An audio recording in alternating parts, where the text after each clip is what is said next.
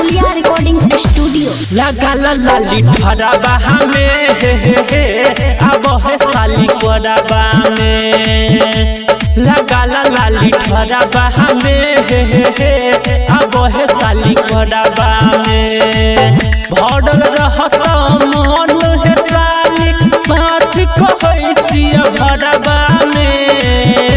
लगा लाली ठरबा हमें अब है साली कोरबा में। लगा लाली ठरबा हमें अब है साली कोरबा में। अब है साली कोरबा में। बादल राज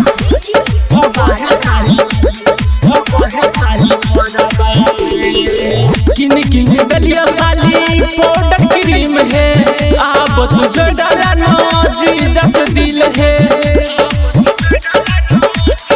ए साली किन किन दलिया साली पाउडर क्रीम है।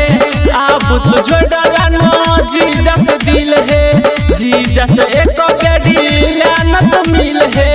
हंस छत जखने जगबै छ फील है।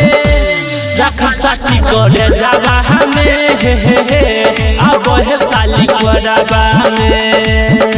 लगा लाली ठरबा हमें अब है साली कोरबा में।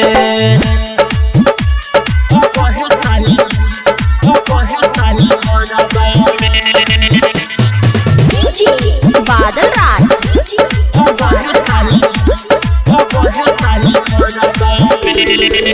अब तू साली तू मानिला न बात है। कुछ दिन में चल जब साधु के साथ है। अब तो साली तू मानिला न बात है। कुछ दिन में चल जब साधु के साथ है। यह छवादा साली बतिया न माइल है। नीतीश निराला के छहत जान है। जब संगे अनिलावा के अब है साली कोरबा में। लगा लाली ठरबा हमें अब है साली कोरबा में। Presented by Arulia recording studio.